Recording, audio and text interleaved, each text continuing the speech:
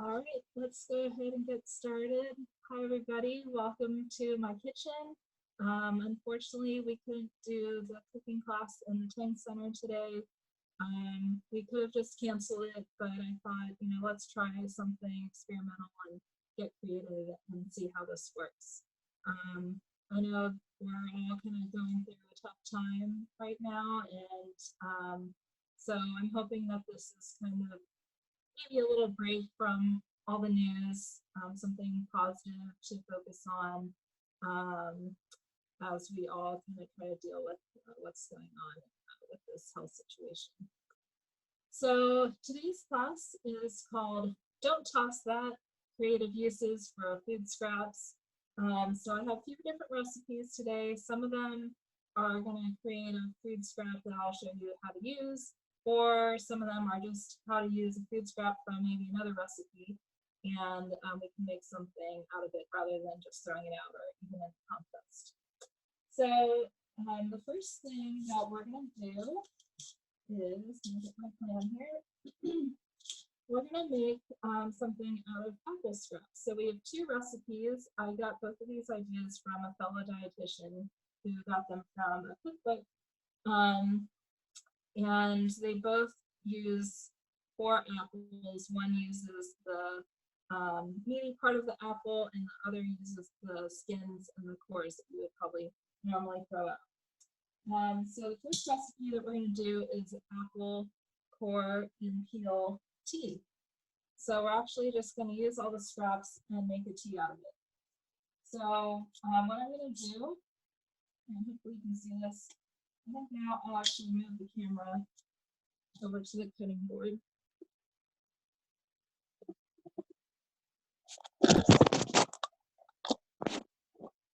Second.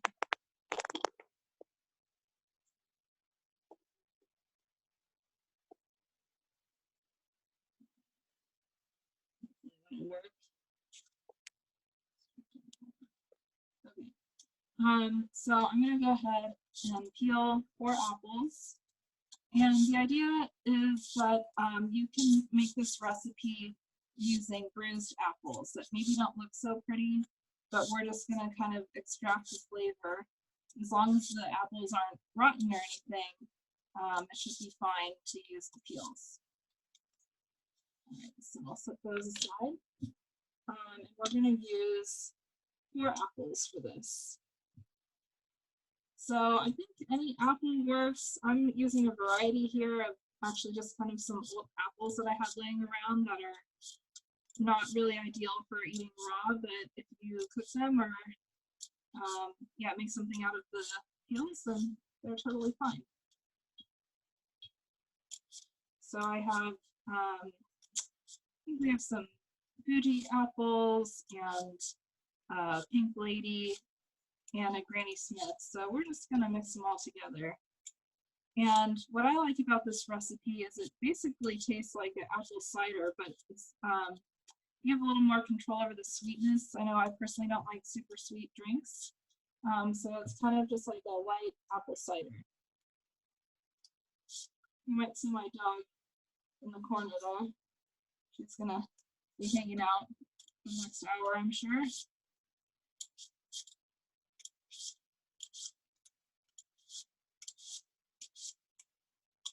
All right. So there's our 4 peels. We're also going to do the cores, but let me go ahead and put some fun.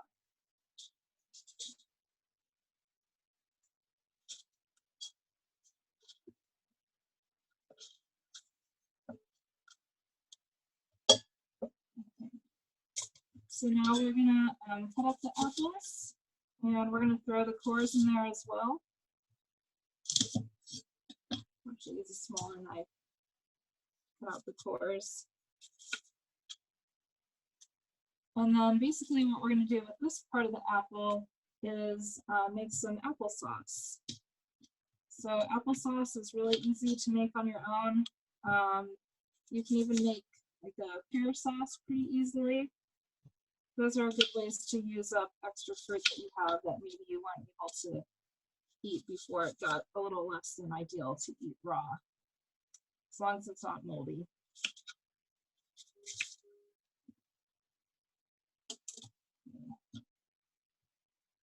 this just takes a minute to come together.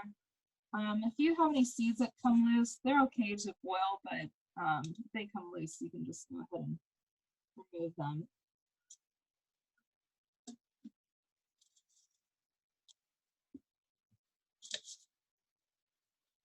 So other than the apple, we're also going to add a little bit of cinnamon for flavor, and then if you want, you can add a little bit of sugar or honey to taste. Up to you. If you're looking at the recipe sheet, that's why it says the recipe is vegetarian. If you add honey, it's technically not vegan. So for anybody that is a strict vegan, just keep that in mind. And we're also going to add some lemon juice, and that's going to give it a really nice tart flavor that I like. So I would recommend adding in the lemon juice there. All right, so we're going to do this recipe first because it takes about 10 minutes to cook. So while it's cooking, we can prepare everything else, and then you can see what it's going to look like. All right, so just one more apple hash.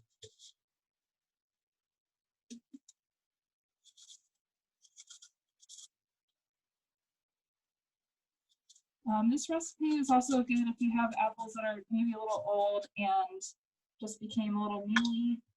It should be fine. However, if your apples are mealy, I wouldn't recommend making the applesauce because it'll affect the texture.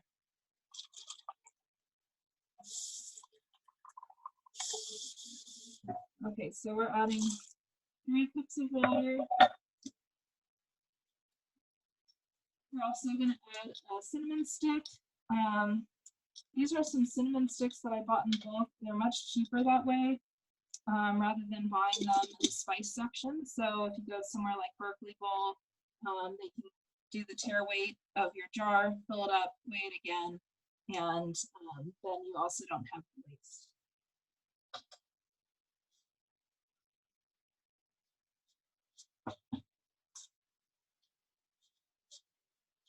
All right, so we can also add a little bit of honey.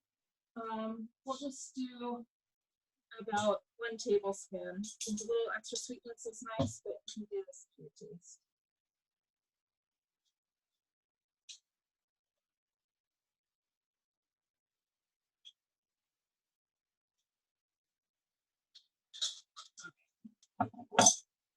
So we're just gonna let that come to a simmer, and just let it cook for about 10 minutes. You have to adjust the camera a lot. Can you all hear me okay? Somebody said a little louder, so I'll try to talk a little louder when I'm not right next to the camera. So we're going to simmer that for 10 to 15 minutes, and then we'll strain it, and then everything else you can just compost, whatever you strain out. We'll also add the lemon juice later so that that flavor is nice and strong. Okay, so the next thing that we're going to do is make the applesauce. So all we really need to do is chop up the apples into a little bit of a smaller piece, so that they can cook fairly quickly, because a piece this big is going to take, probably half an hour to cook. So I'm just going to chop them up into like little, 1-inch pieces that'll cook a little faster. It can be really rough chopped. This is all going to get mashed up anyway, so it doesn't have to be perfect. And you can use different apples depending on your flavor preference. If you like something more tart, you can use maybe a pink lady apple. If you like a little more mellow, maybe a Gila apple. Or if you're not picky, you can just use whatever bruised apples you have, or maybe you put them in the bargain section at the grocery store, or sometimes farmers market will have like a bruised apple section that are a lot cheaper. So this is a couple of ways that you can use it up. Use up your apples.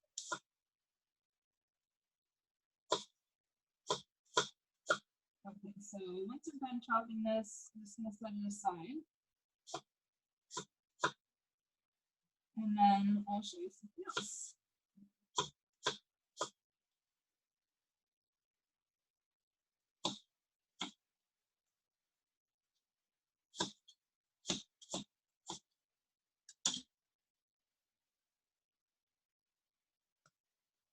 All right, so we're just gonna wait actually for the tea to boil. I'm gonna go ahead and put a lid on it so it boils a bit faster. And then once that's done, we'll make the applesauce. So just in the interest of time, we're gonna keep going. So the next thing that we're gonna do is roasted potato peels.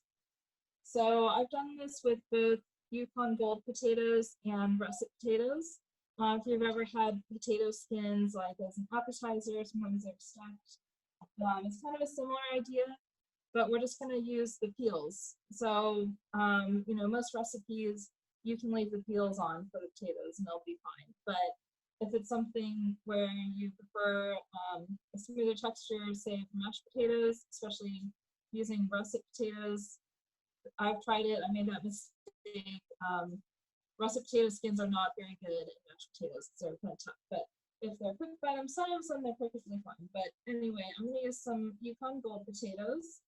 So if you happen to be making something else and you're peeling your potatoes, this is something nice that you can do with them.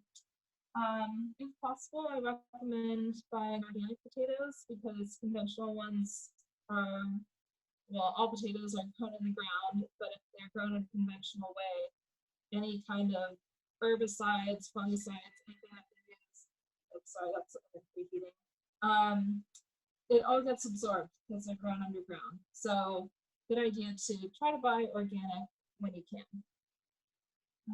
So yeah, I'm just gonna peel these potatoes and we'll just do a few just to show you what it's gonna look like.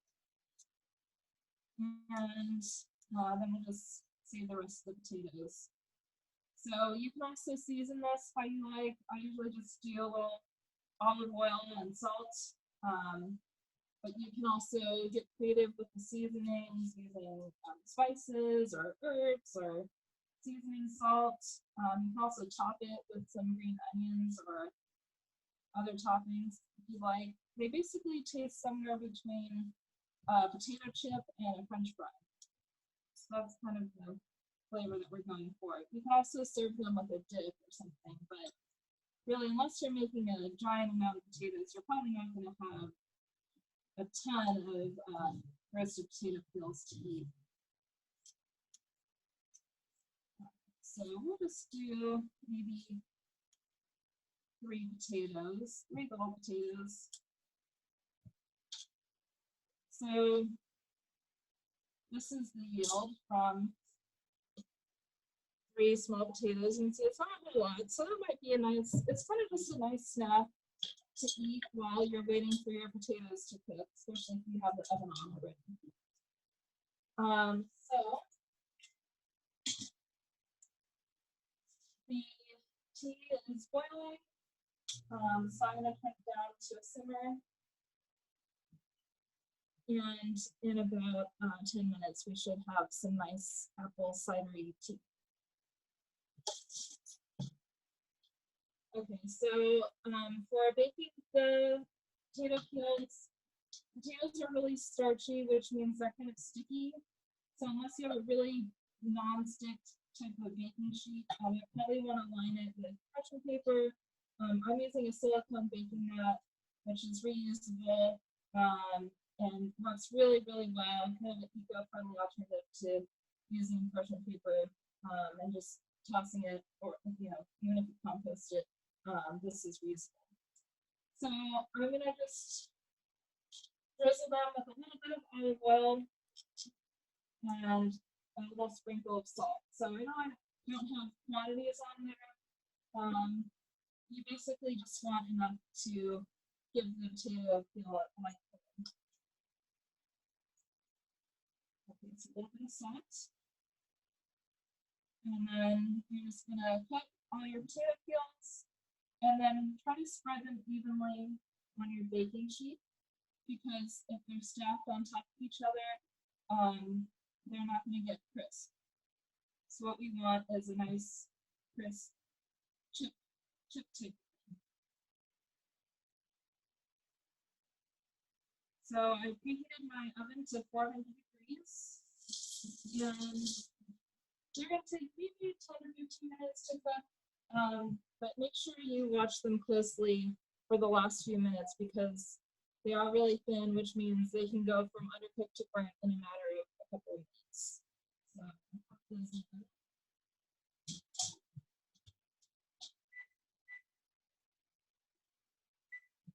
and set a timer. All right, so we're about 15 minutes in and we already have 3 recipes going pretty much, even though we haven't started cooking applesauce, but these are all pretty quick and easy. All right, so the next one that we're going to do is oat milk. So this recipe isn't using food scrap, but it's going to basically create a food scrap that you can use for a lot of different purposes that I'll tell you about. The way that I think of oat milk is if you make oatmeal out of it, you're basically making a serving of oatmeal and then getting the oat milk for free. So it's really budget friendly. It's a non-dairy alternative to milk. There's a bunch of different ones out there right now that are made out of nuts and seeds and now grains like oats. And I've made some of my own nut milks and alternative milks before, but the reason why I like oat milk is that it's really affordable. So a few years ago, I was making my own almond milk, but finding that it wasn't really saving much money because the almonds were kind of pricey. There's environmental benefits to making your own, to reduce packaging and all of that, but I like oats because there's even more incentive for people to make this because it saves you money and it's good if anybody has nut allergies, and you can easily use what's left over. So let's see. The other thing I was going to say is that the flavor is fairly neutral. It will taste a little bit oaty. It can also be slightly bitter. So for this recipe, we're going to add 1 date that's going to give a little bit of sweetness that will help with the bitterness. So let's go ahead and get started. I'm going to take you over to my blender here. So most recipes that I've seen online call for 1 cup of oats to 3 to 4 cups of water. I find that 4 cups makes it a little watery. I like it thicker, so I'm just going to do 3 cups of water. So these are also oats that I bought in bulk in my own jar, so no waste here. And you specifically want to use rolled oats. So those are sometimes also called old-fashioned oats. This is as opposed to instant oats, and also as opposed to steel-cut oats, which are, these ones basically are rolled and steamed, which is why they work. For rolled oat or steel-cut oats, I think the texture would be too hard to break through. So we're using the old-fashioned ones. So we're going to add 3 cups of water.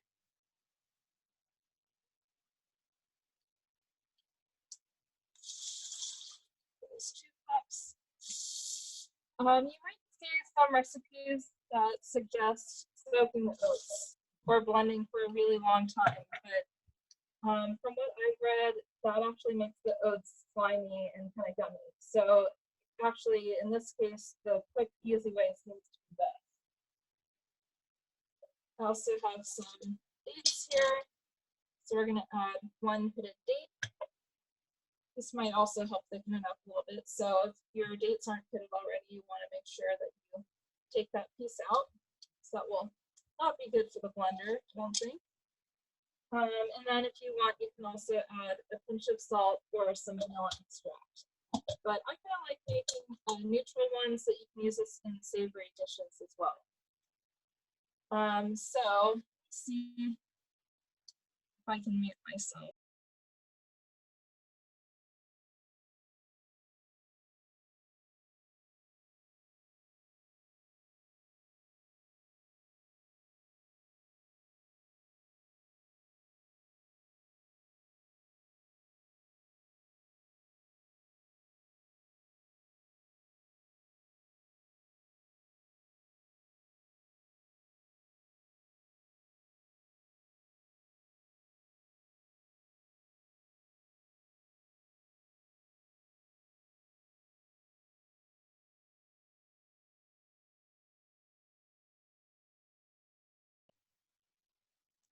Okay, I put it on mute for that because it was going to be really loud. Hopefully that worked, and hopefully you can hear me again. So this was blended for about 40 seconds or so. You can see it's pretty thick, and it's going to have all the oat pieces suspended in there. So we want to strain them out. So this is kind of the tricky part of oat milk. If you use something like one of these guys, the holes are actually too big and too much of the oat pieces will go through the holes and you're going to end up with a gritty oat milk. If you use a really tight woven towel, what's happening? Something like this would probably work if you just do one layer. Also, if you don't have anything that'll work well, an old t-shirt, as long as it's clean, should actually work pretty well. But I'm just gonna go ahead and show you what I'm gonna use today.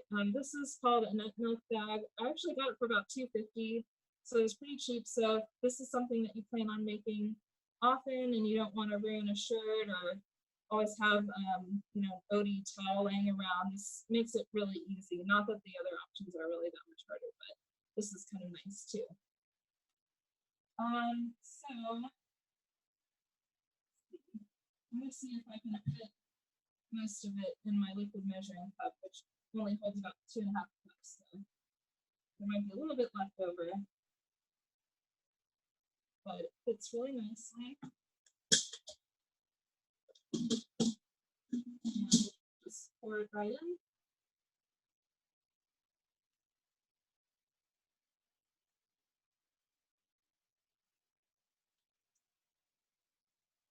And actually it all fits in the liquid measuring cup.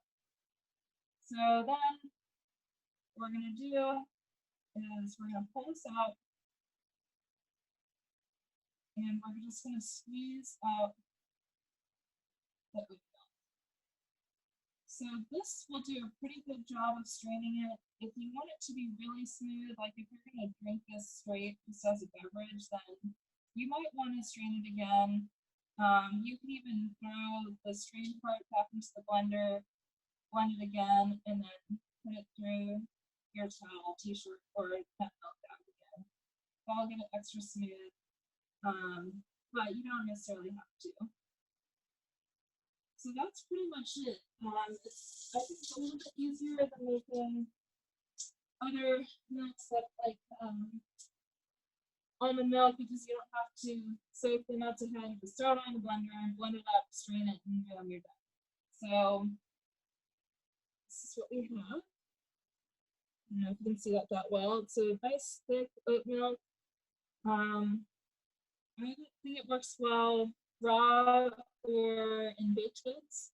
What you have to be careful of is if you're cooking something, say, I don't know, maybe a soup, and you want it to be creamy, you may not want to use this kind of oat milk because if you think about how oats get when you cook them, they become kind of thick and a little slimy. I can't think of a nicer word right now. So it can affect things like mashed potatoes or soup or gravy or something. But if you're using a baked good, it should behave just like any other milk alternative. You could also have it raw, like to use in smoothies or milkshakes, or with some cereal, or you can use it to cook your oats if you want. So let me move this over here so you can see it close up. I'm going to pour it into another container. I got this cute little milk container at some point.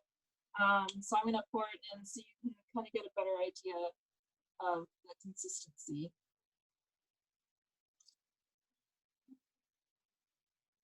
So you can see it's pretty thick.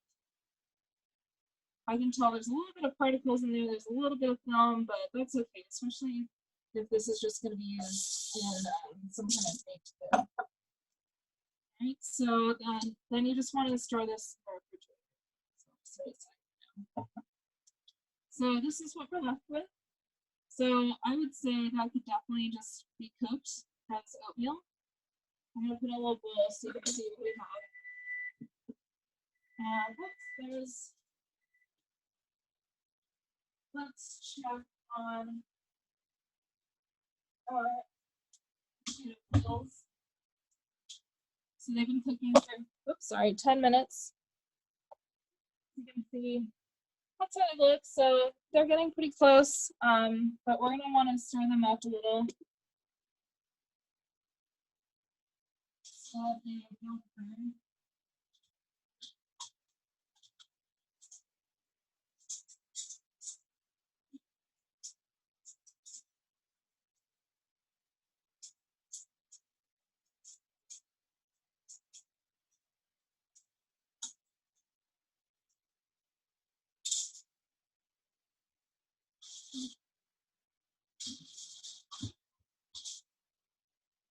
Okay, so now you're gonna want to watch those pretty closely for maybe check them every minute or so because they're getting really close. Like I said, they can go from being a little soft to burnt in a matter of a minute or two. So you just want to keep an eye on. We can also check on our apple tea.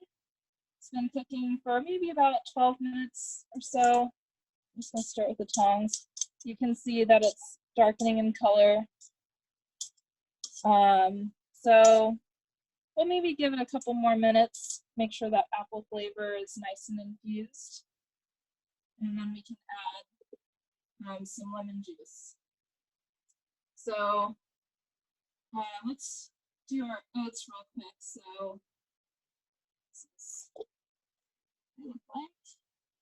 So nut milk bag, it's nice, it keeps it all together. And you can just empty it right out. And you're gonna have basically like a wet oat pulp or what do you call it? Ground up oats, like an oat flour basically. So you can use, if you don't want to just cook this, you can see you could just cook this like you would normally cook oatmeal. But there's some other ways that you can use it too. So some ideas would be adding it to a veggie burger patty to help bind it and help it all stick together. You could also substitute up to 2/3 of the amount of regular flour in some baked good recipes, maybe for muffins or something. You could substitute up to 2/3 of it with the oat pulp. I would just use it right away because otherwise it might be hard to dry out. So it's already wet. So if you're using it in a baked good recipe right away, that's going to get wet anyway. With your liquid ingredients, then it should be fine. You could also add a tablespoon or two to a soup, stew, or chili after it's cooked to help thicken it. Just simmer it for another 5-10 minutes to thicken. Or you can add a tablespoon or two to a breakfast smoothie, and that will help just give you a little extra fiber and make it a little bit heartier. All right, so we'll just set that aside. I'm not going to show you how to make oatmeal out of that because that would be kind of boring. But let's check on other recipes. So you can see that these potato peels are they're nice and brown. So a couple of them are still a little light, but that's okay. We don't want them to burn, so we're just going to go ahead and turn this off. So there are our potato peels. So you can see that they're nice and crisp. So let's take a look at our apple tea. That looks good. So we'll turn off the heat and then we can strain it. I'm also going to add a little bit of lemon juice. That will give it a nice little bit of tartness.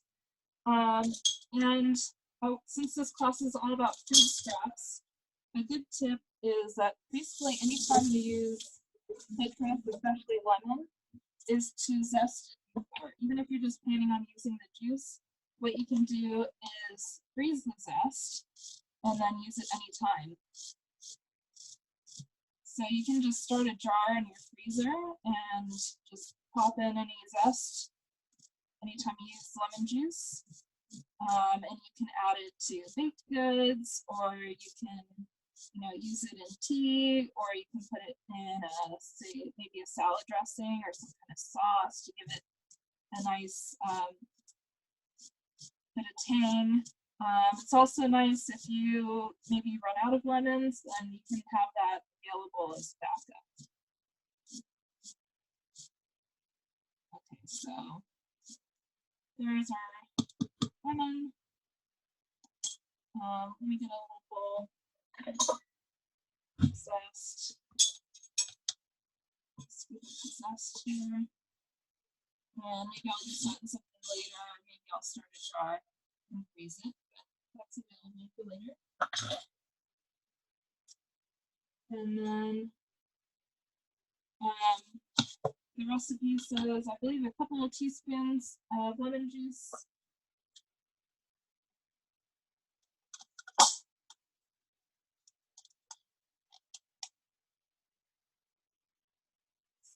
So 2 teaspoons.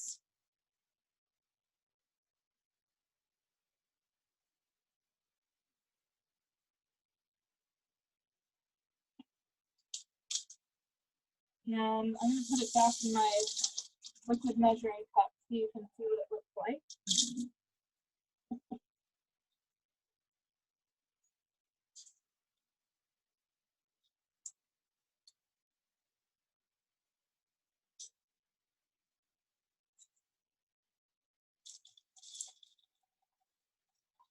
Oops.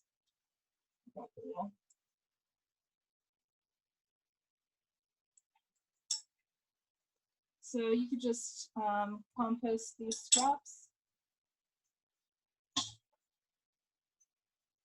But there we have our apple tea. You can tell it's a nice thick tea, kind of like a apple cider. So you can have it as a warm apple cider or warm tea. It's probably too much for one person in one serving, so you can just pop it in the fridge and save the rest for later. All right, so the last recipe that we're going to do is called panzanella. It's one of my favorite salads. I have a secret for you. I actually don't like salads all that much unless I'm really craving one, but this one is really one of my favorites. The recipe is from Barefoot Contessa. My aunt makes this recipe like for any party, so she's the one that introduced me to it. And basically panzanella, pan, I believe, means bread in a lot of languages with different pronunciations. So the idea for this recipe is it's a great way to use up stale bread. So I have some bread, it's actually fresh. Either one will work, but the reason why you can use stale bread is you're essentially making croutons out of the bread, so drier is better. And for this recipe in particular, it's basically going to be croutons, a variety of raw vegetables, and a vinaigrette. So the drier the bread, the more it can soak up the delicious vinaigrette and also hold its shape. So we need about six cups of bread cubes. This is kind of a large loaf. I'm probably going to just do a couple of cups just to save time in chopping it up. I was able to find a loaf of whole wheat bread. You want kind of like a nice crusty bread like this rather than, say, a sliced bread. I mean, that would work too, but especially if you're going to serve this at a party or something, you want like a bread with a really nice hearty texture. So for now, I'm just going to put pieces, and we want these to be about 1-inch cubes or so.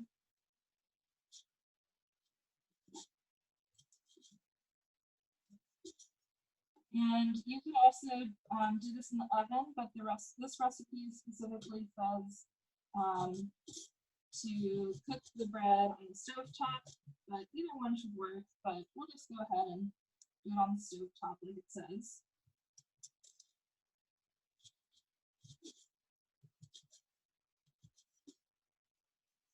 Okay, so that's maybe a cup or so of bread. So, but I'm just going to show you how this would work. So I'm going to get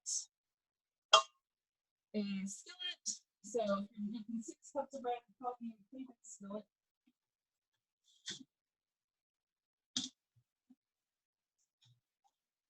And then we're gonna toss this with a little bit of olive oil and salt. So I'm gonna go ahead and throw this in the pan. And since I'm doing a lot less bread, I'm just gonna eyeball it through a little bit of vinegar. Actually, vinegar, a little bit of oil on bread.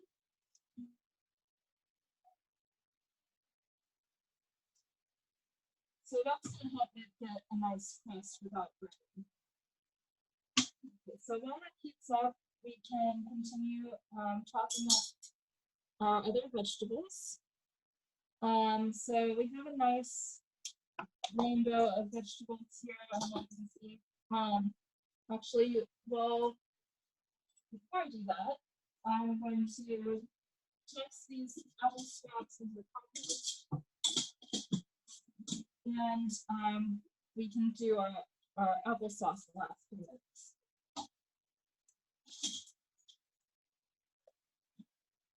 Okay, so going back to the applesauce, we have our 4 apples here. Throw those in. And then we're also just going to add 3/4 cup of water.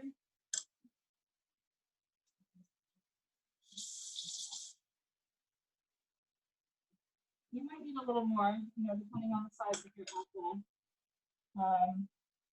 So just keep that in mind. Then we're going to add a little bit of cinnamon.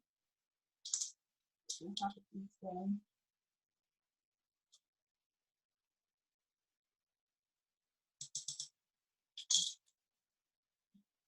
And then we'll put this back on the stove to cook.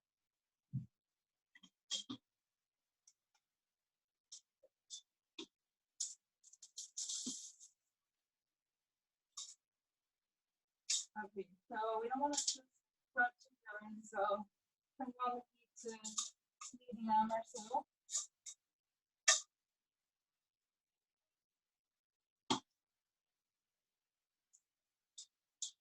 And we'll just keep an eye on that while we chop up our veggies.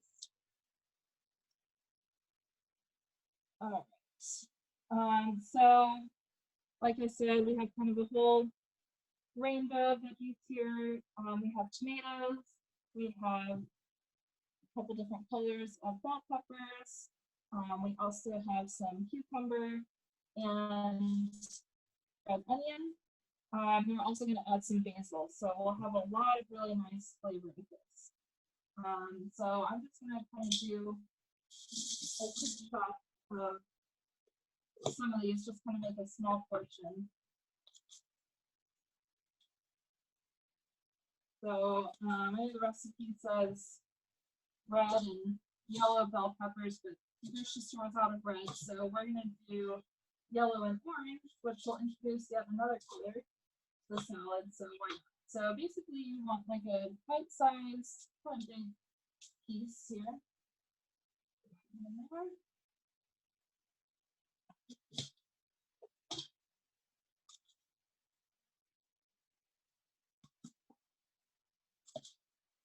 And this would do a little bit here. For the tomatoes, you want something nice and ripe, which is a little bit hard to find at this point. It's still a little early in the season. So this recipe really is good for summertime, but I thought, it's a good way to use up stale bread, so I was just going to go ahead and do it this place. And then for your cucumber, you want one of these hothouse cucumbers because they're nice and easy. You can eat there's my dog again. You can eat the seeds and the skin. The recipe says to de-seed it, but you don't absolutely have to. Really, the seeds are fine to eat. The reason why I usually de-seed regular cucumbers is the seeds are really bitter. so they don't taste very good. But that's not the case with the, this is basically considered a seedless cucumber. Okay, so we're also going to add some red onion. But we don't want this in big bite-sized pieces because it's really strong. So you basically just want like a nice thin slice so it's not so overpowering.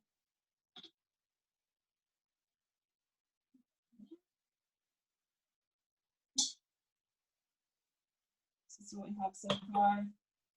We're also going to add some basil, which I can bring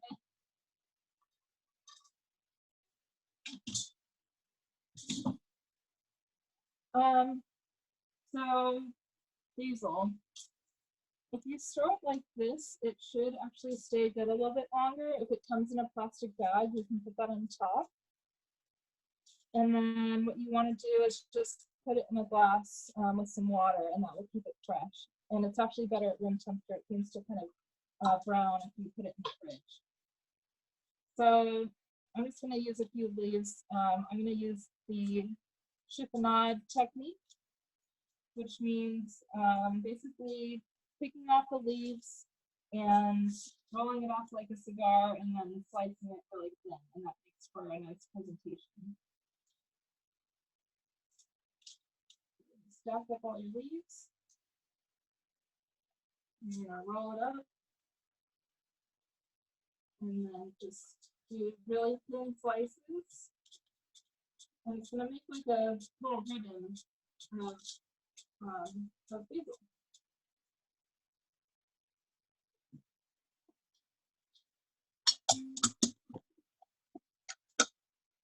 So you can see that we have some nice strings. All right, so sugar the bread, browning up nicely. Nice and sharp on our applesauce. Let's give it a little bit of a stir. Now let's go ahead and cook it too, so that it cooks a little more quickly. So the next thing that we're going to do is make our dressing. I think I'm actually going to skip that just because we're running a little bit low on time. But let's kind of throw together the salad without the dressing, because I have a few other things I wanted to do. So throw all our veggies in there.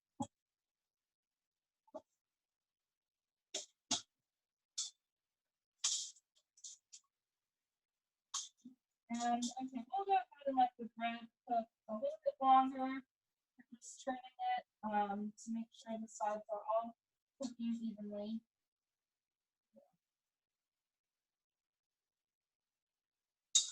So you basically want to keep cooking the bread until it becomes tough on all the sides, not tough, but crisp on all the sides, like a crouton.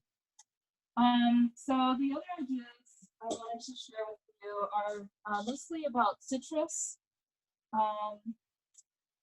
But first, really quick, I know I've mentioned this in other cooking classes, but a great way to reuse food scraps are green onions in particular. All you have to do is cut it down to the white part, stick it in a little bit of water, and it'll regrow from there. So this is, I think I did these maybe a week or so ago.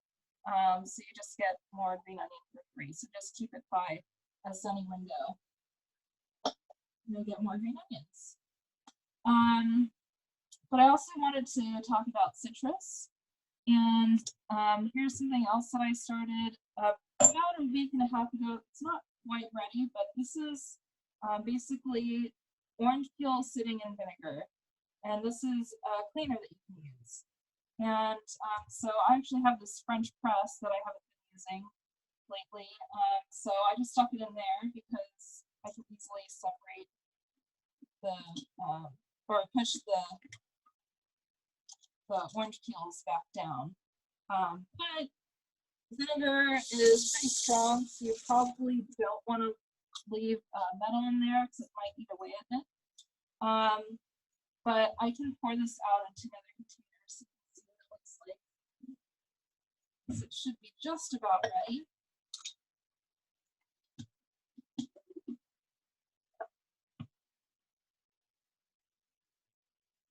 So basically, vinegar can be used as a cleaner on a lot of surfaces, not all surfaces. For some surfaces, it's too strong. For example, granite countertops or natural stone.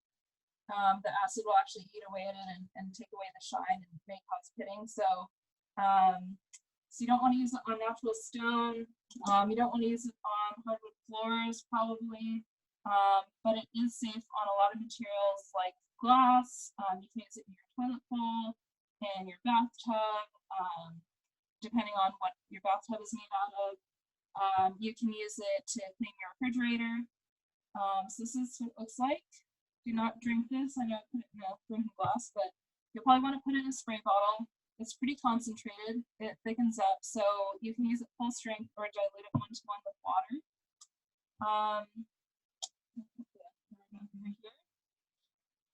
And there we go. What was I going to say? So actually, another thing you can do with the peels is you can put a couple in your garbage disposal, and it will kind of help freshen it up a little bit, so that you're getting yet another use of the peel. So the idea is that you can just eat your oranges. Maybe if you have peel 2 or 3 at a time and save the rest for later, or share the others with somebody else. Throw them in a container like a jar. Cover it with vinegar and put it in, say, like a cupboard for a couple of weeks. And basically, you have the cleaning power of the vinegar, and it will be infused with the with something called D-limonene, I believe is what the chemical is called, from the orange peel, and that has degreasing power. And it also helps it smell a little bit better. You know, the smell of vinegar is really strong. I personally don't find it as bad as a lot of the really strong, kind of more toxic cleaners, and it does go away after some time. But if you infuse it with orange, it doesn't completely take away the vinegar smell, but it makes it smell a whole lot better. You can also use orange and citrus for all kinds of other cleaning purposes. You may have heard that you can heat up a bowl of water with a lemon in it in your microwave, and then heat it up so it creates steam, and then you can just wipe down your microwave. And another note about the cleaner is, or anything with vinegar, is not to mix it with hydrogen peroxide or bleach, because it creates toxic vapors. It's also not considered a disinfectant like bleach. But it definitely can break down some dirt, oil, film, stains, and even some bacteria. You also don't want to use it on cast iron or aluminum. You could also use it to clean your stove top or coffee maker. Vinegar is really good for descaling coffee makers or removing their water. So other things you can do with citrus, you can dry the peels for tea. So, say for oranges, if you say you want to eat this orange, but you want to also use the peels for something else, you can cut it off and try to remove some of the white part, because that's the part that's bitter. So if you want more of just the peel, and then say for tea, what you could do is just cut it up into little pieces, like that, and just set it on a plate and leave it out to dry for a couple of days, and then you can just throw it into tea really easily. Another one, this is something I like to do in the holidays when I've got extra orange peels and cinnamon sticks, is to throw that stuff in a pot of water. You can also have some cranberries I throw in there, and cloves, and it's not edible, it's just called a simmer pot, and it creates like a natural potpourri. So that's pretty much all the time that we have. Excuse me. But let me just show you really quickly. Excuse me. The applesauce. So those apples aren't quite ready yet. They still need a couple more minutes. But we can go ahead and throw in our croutons.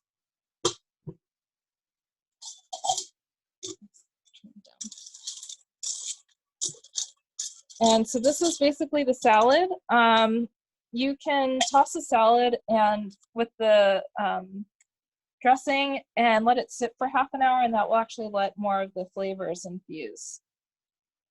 So if you have to go now, feel free, but if you have a couple minutes, I'll just tell you about a couple of other ideas if you have time. Other things that you can do with citrus is you can use it to remove coffee stains, for example, from a coffee mug. You can use the peels to make things like candied citrus peels, or even citrus salt. So if you're interested in those other ideas, you could find some recipes online. But if you have a couple minutes to stick around, I also wanted to talk about our current situation and the possibility of needing to stay home for an extended period of time, and maybe some ideas of foods that you might want to buy to prepare now in the event that that does happen.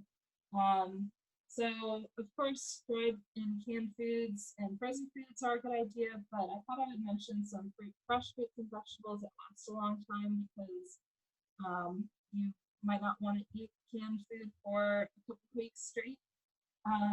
So a couple of ideas are cabbage and carrots. They'll last a few weeks at least in your refrigerator. Also onions, winter squash, like pumpkin or kabocha squash. Those will last even a couple of months. Potatoes, beets. If you do beets, you actually want to remove the greens because that will dry them out. And then you can use the beet greens, which you might throw away, and you can actually saute them maybe with a little bit of oil and garlic or shallots and some vinegar, whatever kind of vinegar you like, that will help with the bitterness. For fruit, apples last a really long time, citrus in general, good to have on hand. In terms of dried foods, lentils, beans, whole grains, oats, a lot of the foods that we're using today, even dried mushrooms, popcorn kernels, pasta. Some other things might be bouillon paste. They take up a lot less room, or it takes up a lot less room than like a can or a container of broth. Maybe even yeast to try bread making. Nuts, nut butters, seeds, marinara sauce, eggs will last several weeks in the fridge, sauces, oils, vinegars, things like that, tomato sauce, garlic. And then be sure to include some fun foods like chocolate or some snacks, because comfort foods can be really helpful in challenging times too. So hopefully it doesn't come to that, but if you're thinking about foods that you might want to buy in case you're staying home, just to be cautious, or working from home and just trying to limit the number of times you go to the grocery store, those are some foods I recommend. I know we're pretty late, but if anybody's still there with the questions that you asked, see if I can answer them. Somebody asked, would this work with other types of root vegetables such as sweet potato, parsnip, and rutabaga, referring to the roasted potato peels? I haven't tried it with any of the others. I would think that it might work. It might not be as crisp because something like a carrot or a parsnip has a higher water content, so it might not crisp up as well. But it could be worth a try. I'm also not sure about the flavor of some of those other peels, but I would think probably your best bet out of those options would probably be the sweet potato. That should probably work pretty well. Someone also asked about a similar cleaning method for microwave. Oh, yep, that's what we said. So exactly, that's a great idea. And I think that was all the questions. So thank you all so much for joining today. I hope you learned something new that you can try at home. I'm sorry you didn't get to taste it, but this is just something that we thought we'd try with the current situation. So I hope the rest of your day is really nice, and I hope you're also practicing some self-care and taking care of yourself and others. All right, thank you.